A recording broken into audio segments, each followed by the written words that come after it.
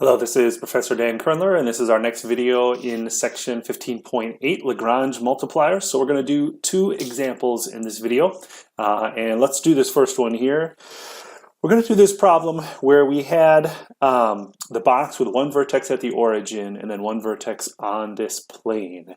Our objective function, the volume function, as a function of x, y, and z, was just x times y times z, and our constraint function is that the x, y, z have to satisfy the plane, and so that x plus 2y plus 5z equals 10, or if we make it into a function, g of x, y, z equals, and as long as we're equal to a constant, it's fine, so we can say x plus 2y plus 5z. So I actually made a maple exploration, and let's explore this a little bit. What I have here is I have plotted, I don't know if you can see that, I have some level curves, c equals x, y, z, that's the green, those are some level curves. And then the turquoise here is our implicit plot, x plus 2y plus 5z equals 10. And so if we look at this here, whoops, I'm zooming, did not mean to do that, zoom back out, zoom back out. Yeah, let me see if I can fix that. All right, gotta switch to the scroll here. So if we zoom around here, kind of switch the angle, you can see the green again is a specific volume, and we want to find the spot where the volume is maximum. So I can make my volume larger. If I scroll to the right here, I can make my volume larger and larger and larger. So all of those are still possible. All the points where the green surface intersects with the plane, those are all possible, but I can make it even larger. Scroll up further, further, further. One more, maybe that's about it. Right at that, oh, a little too far. That's not possible. I don't know if I can hit it directly on. Ooh, that's pretty close. And so you can see where, so this green, whatever this C is, it's like 4 point something, I should have it, oh, 3.71, there it is, down in the bottom right. There's our 3.71 is the C, or somewhere around there. It looks like it might be a little bit of a gap in there. But that volume is the biggest one we were able to get and still intersect with that plane, or at least be really close. So still be right at that plane. And you'll notice here that at that point, my plane is tangent to the surface. And so again, the gradient of the surface, the gradient is orthogonal to the surface, the gradient should be parallel to the gradient of the plane, which would be orthogonal to the plane. So that is the key. So let's hop back over to the notes. Okay, so our key again, the gradient of our volume should be parallel to the gradient of our, oops, didn't make a gradient there, the gradient of our objective function. Okay, so let's see here, the gradient of our surface will be the derivative with respect to x, the derivative with respect to y, and the derivative with respect to z. And that should equal lambda times the derivative with respect to x, derivative with respect to y, derivative with respect to z, partial derivative I should say.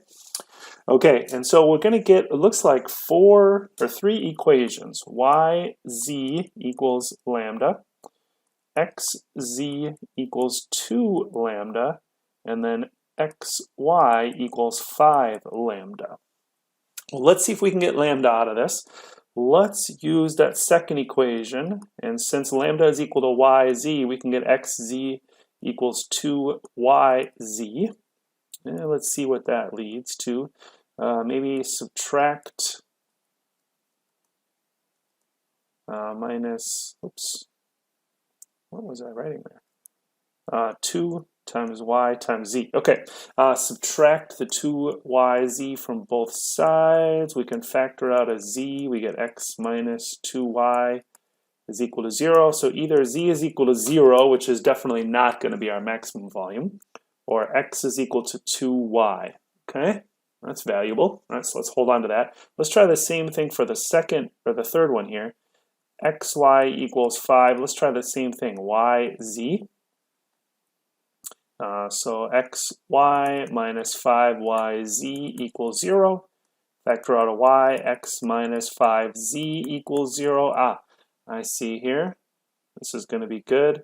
So we now, again, y is equal to 0. We're going to ignore that one. X equals 5z. So we have a system of 3 equations. X is equal to 2y.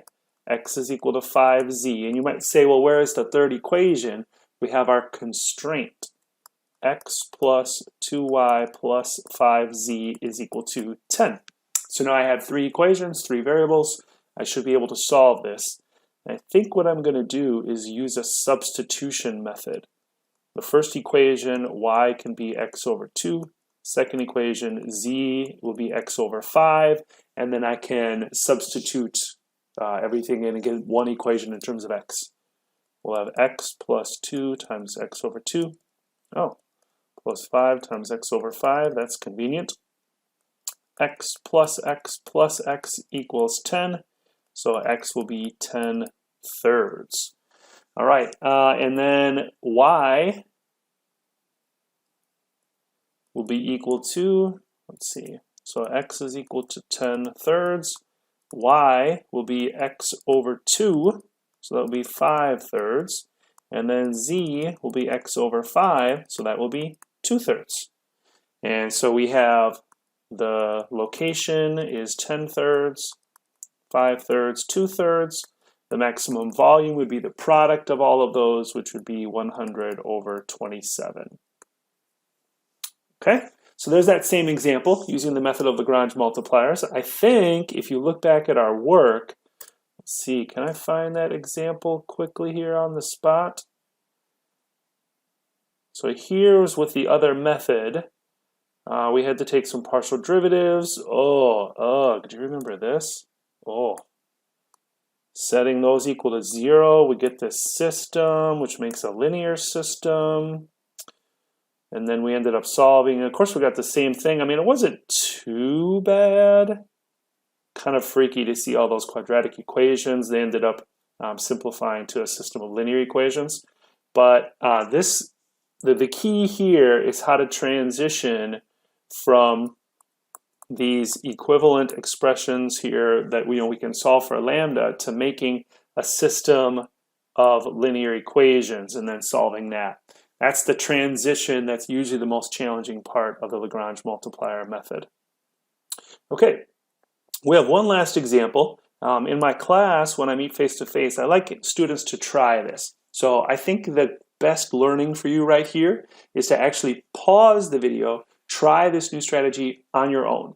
I think it'll be more efficient if you do that. So why don't you pause the video right now, try these on your own, and then I'm going to do them right now in the video, but if you've paused it, then you can check to see how you did. So we're going to try to find the triangle where the sum of the sines of its angles is maximum. So we have a triangle here. We'll call the angles A, B, C. We want to find the sum. We'll call that maybe F of, it's got A, B, C is just A plus B plus C. And then our constraint will be that the sum of the sines, not the sum of the angles. Sine of A plus sine of B plus sine of C. And then the constraint is that A plus B plus C has to equal pi. Or if we make a function g of A, B, C will be A plus B plus C. All right, let's try the critical points and then the second partials test to prove that it's a maximum. Let's see here. So we need to make a function of 2 variables only.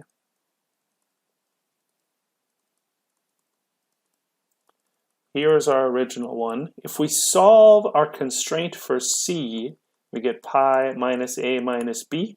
And so now I can get f of just A and B if I say sine of A plus sine of B plus sine of pi minus A minus B. All right, sounds good. And we're going to take the partial derivative of f with respect to A. That will be cosine of A. The sine of B, that partial derivative will be 0. And then cosine of pi minus A minus B then chain rule multiplied by -1. So we want that to be equal to 0. So that means cosine of A is equal to cosine of pi minus A minus B. Interesting, okay. And then the partial derivative with respect to B of A of our function here will be, let's see, cosine of B, kind of the same thing, right? Plus cosine of pi minus A minus B times a -1, and so cosine of B will also be equal to cosine of pi minus A minus B. Okay, well those two facts together must mean that cosine of A is equal to cosine of B. Well, that's very useful. Let's see here. So if cosine of A is equal to cosine of B, well, we don't know what they're equal to.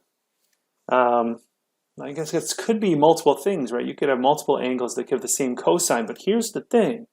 A and B are both between, let's word it this way, are in the interval from 0 to pi. And in that interval, cosine is 1 to 1. So if the two cosine values are equal, then the two angles have to be equal. So this implies that A is equal to B. That is very useful.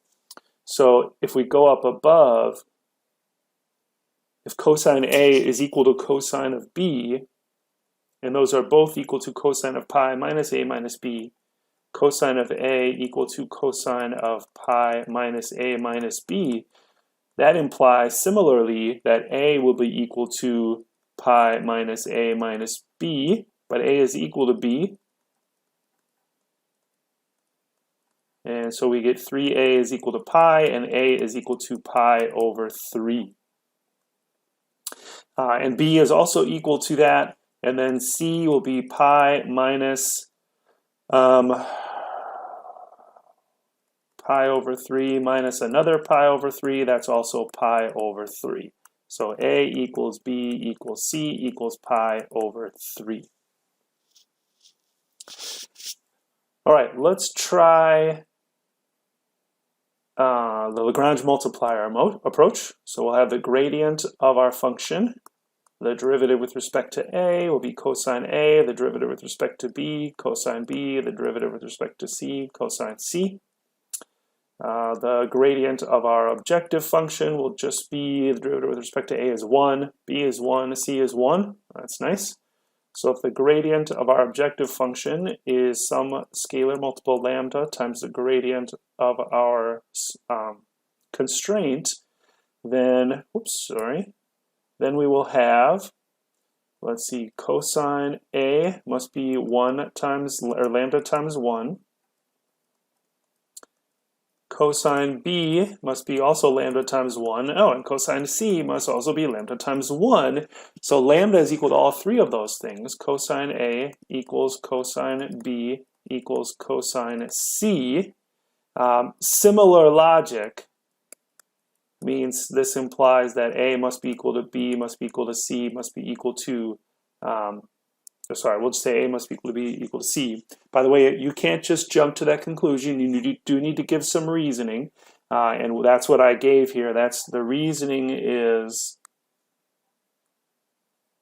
since A and B are in 0 to pi, I should have written it out. And y equal cosine x is 1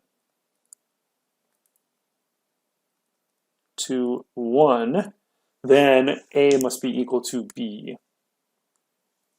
I said it, but I didn't write it out.